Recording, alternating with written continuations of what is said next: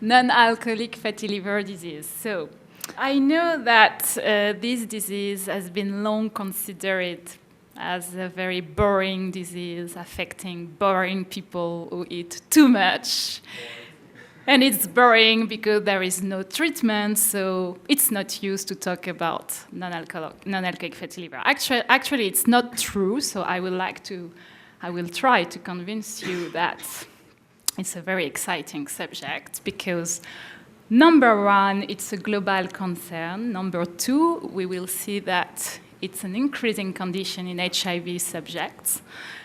And it's a potential serious disease and a deleterious hepatic cofactor. And it's not true. There is a place for treatment.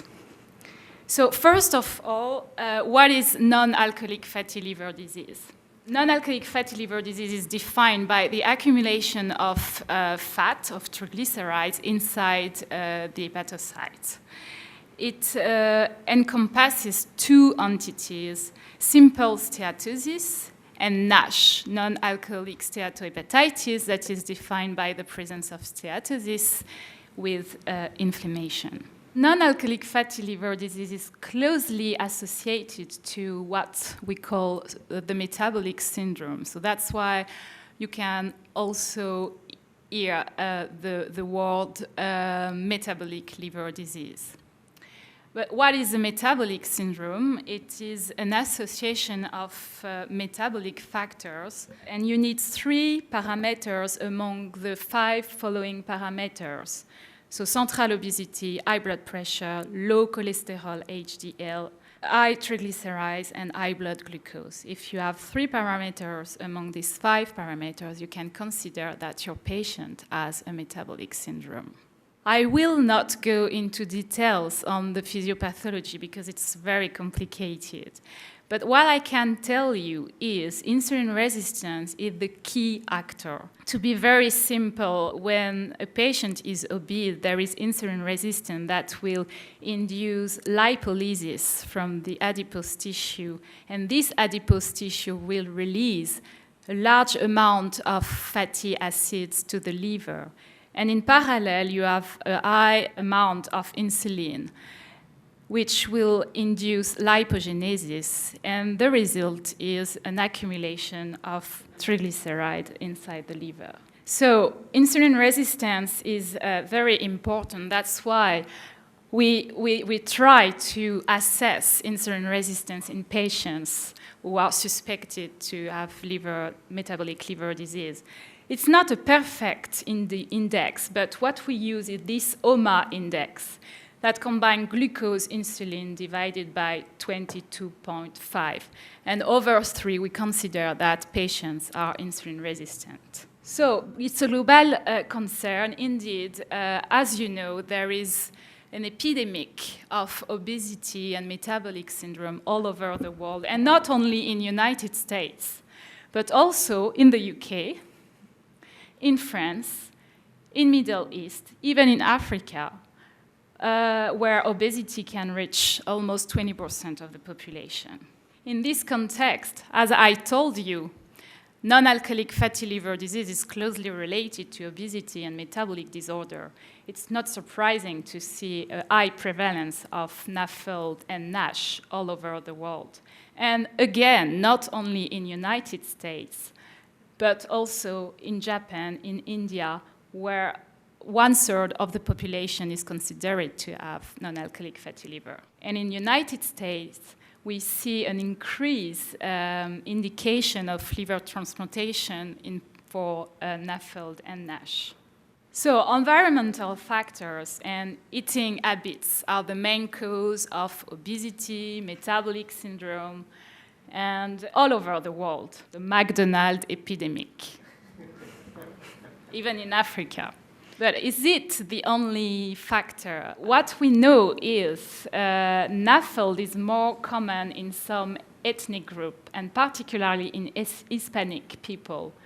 So we can suspect that there are genetic factors. This is a very interesting study that has been published in 2010, I guess, and the study included a large number of patients who were divided into 3 groups of ethnic groups: Hispanic, Afro-American, and European Americans. All the patients had a spectrometry to assess the liver fat content and a genomic analysis. And the author found a relation between this gene that encodes for a protein called adiponutrin. Adiponutrin is involved in the synthesis of triglycerides.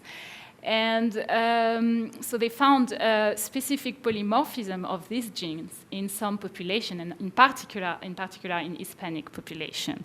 So definitely there are also genetic factors involved in the development of non-alcoholic fatty liver disease. What about HIV subjects? As you know, since the introduction of antiretroviral therapy, HIV individuals are getting older but also fat. As you can see in this slide, over the time, HIV people, more than half of them are now overweight and obese. It was in this American study. This Italian study included more than 1,000 HIV patients, and they compared the patient to controls, and they found a higher prevalence of metabolic syndrome in HIV subjects, as you can see here.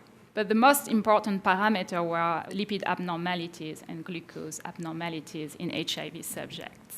Insulin resistance is also quite frequent in HIV. Even in non-treated HIV patients, we found 12% of insulin resistance, and 13 to 50% of insulin resistance has been reported in HIV-treated patients. Even severe insulin resistance may concern 37% of HIV-positive subjects. And this study compared to non-HIV subjects. And after adjustment for adipose tissue and other metabolic parameters, these HIV subjects seem to have more frequently insulin resistance.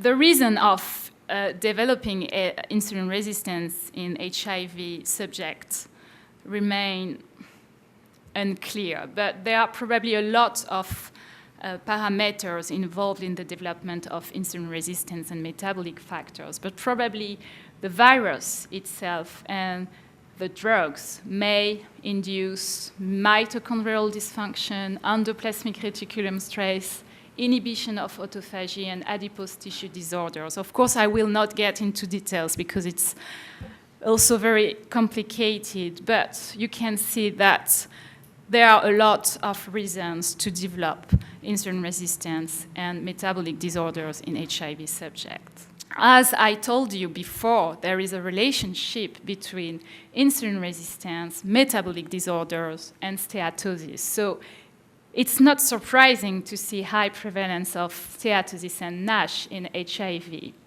Some studies reported 30 to 40% of simple steatosis in HIV-positive subjects. And other studies showed 30 to 57% of NASH. I told you NASH is the association of liver steatosis and inflammation. And finally, using liver biopsy, these studies reported also a significant proportion of severe liver fibrosis, 20 to 30%. The problem of these studies, of course, they included a small number of patients because it's difficult to do liver biopsy in these subjects. But that's interesting.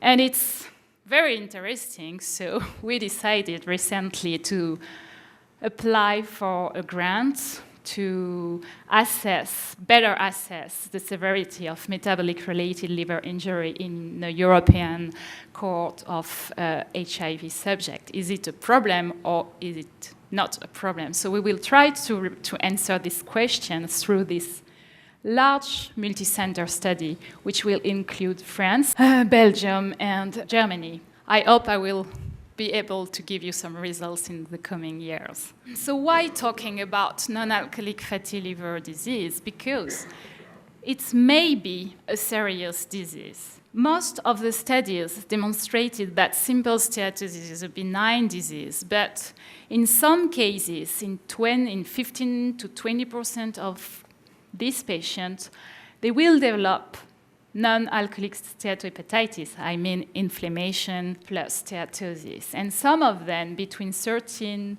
to 38%, will develop significant fibrosis with a risk of cirrhosis and liver cancer. This table summarizes the main studies about the natural history of non-alcoholic fatty liver disease. And as you can see, fibrosis can decline or remain stable in the majority of patients. But in some cases, in about 30% of the cases, patients will develop more severe liver fibrosis. And what are the risk factors of fibrosis in this population? Some studies reported age over 50, high BMI, high diabetes, of course, all the high parameters of metabolic syndrome. But it appeared that age may be an important factor of liver fibrosis. Another important result is the low survival of patients with non-alcoholic fatty liver disease. In this American study, including 420 patients with a mean follow-up of 7.6 years, the overall mortality was 12.6% and the survival, if you compare to the general population, was lower. And it's interesting because liver accounted for a large proportion of deaths. It was the third cause of death in this population. This is another important study published in 2011, so quite recent, that included 257 subjects. And this message is very important. Fibrosis, the severity of fibrosis was the independent factor of liver-related mortality. So assessing fibrosis in these subjects is very important. If you suspect a non-alcoholic fatty liver disease in patients, you have to assess in priority the degree of fibrosis.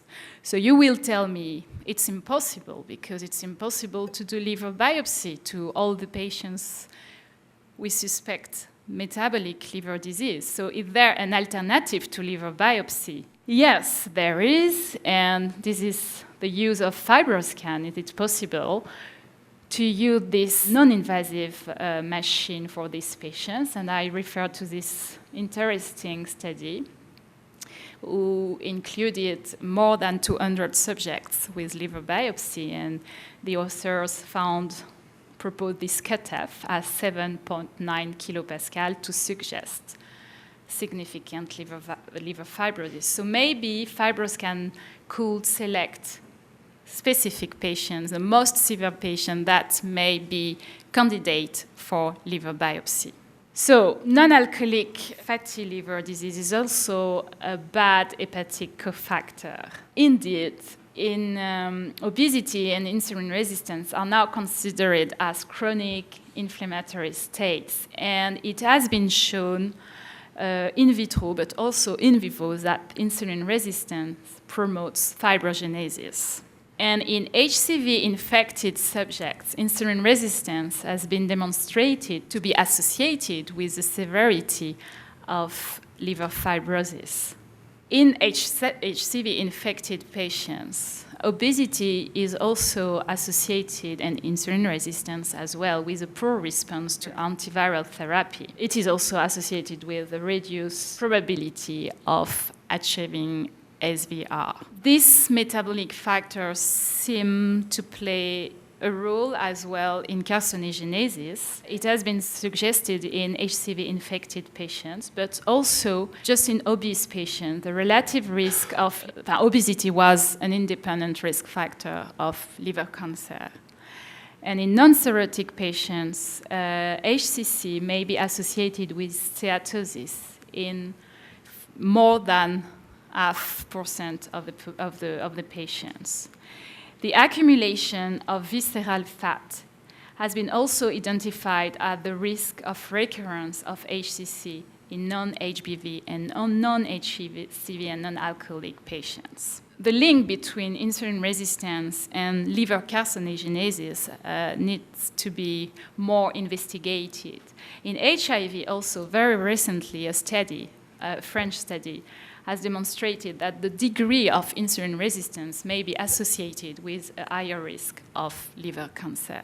Is there a place for treatment? That's a difficult question because to date, there is no efficient drug to treat non-alcoholic fatty liver disease. But you can try first very important measures. First, the treatment of associated metabolic disorders, diabetes, high blood pressure, lipid abnormalities is very important. Weight loss and exercise are very important also. It is difficult to demonstrate that weight loss can improve non-alcoholic fatty liver disease and NASH, but there is this study including only 31 overweight subjects. The patients were divided in two groups. One group was treated just by weight loss, and they lost about 7 to 10% of weight, and the other group received a standard diet. They had a biopsy at baseline after 1 year, and as you can see, after weight loss, steatosis improved with a significant difference, and NASH score that assesses the severity of NASH was also improved after weight loss. It's also important to avoid some diet, and there is something very fashion. It's the fructose that is included in corn syrup. Corn syrup is added in a lot of soda and industrial food to get good taste. It has been shown in mice, but also in patients with NASH, that consumption of fructose may be associated with severe liver inflammation, and also it may be a cofactor of liver fibrosis. Exercise is also very important, and it seems to be independent of the weight loss. In this study, it's a very small number of patients. But it's interesting because patients were very well assessed for fatty liver content, and exercising improved significantly insulin resistance and steatosis. So a lot of drugs have been proposed as treatment for metabolic liver disease, like glitazone, because they can correct insulin resistance, and they have been used for the treatment of diabetes during a long time. The problem with these molecules is first the weight gain, second the cardiac toxicity with some of them, and recently, as you know, the pioglitazone has been withdrawn from the market because these drugs seems to induce bladder cancer.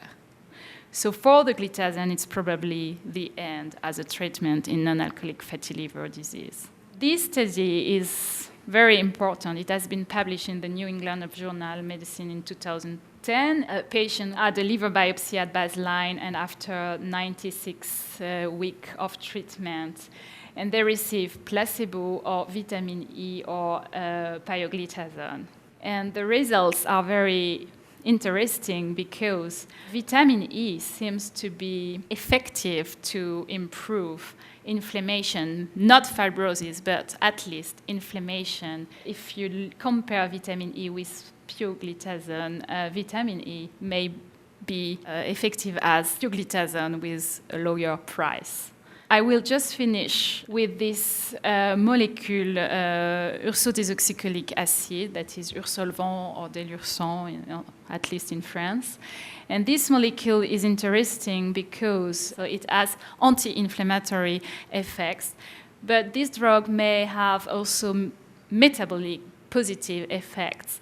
And this is a study from Vlad Radzu, published in 2011, and he used high dose of ursodesoxycholic acid, and in this study, patients improve glucose, insulin, and insulin resistance. Some studies tested the association of ursodesoxycholic acid and vitamin E with interesting results, like improvement of transaminases, steatosis, inflammation, and insulin resistance. In practice, the European Association Conference for Liver Disease suggests to treat first the most severe patients, and they mean by most severe the patient who has significant liver fibrosis. And they suggest to treat this patient with exercise and diet, and also they propose to treat this patient with ursodesoxycholic plus vitamin E. This is a suggestion. So just to conclude, metabolic syndrome and non-alcoholic fatty liver disease have reached epidemic proportions, and it can lead to cirrhosis and liver cancers. Patients with NAFLD have a lower overall survival, and it is a cofactor of liver fibrosis. And maybe NAFLD could emerge as a potential serious condition in HIV subjects. It has to be confirmed. Lifestyle, diet, and exercise are crucial therapeutic measures, but we need, of course, more trials to validate efficient drugs. But at least you can keep in mind that we can use vitamin E, and why not in association with ursodesoxycholic acid as a treatment for the most severe patient.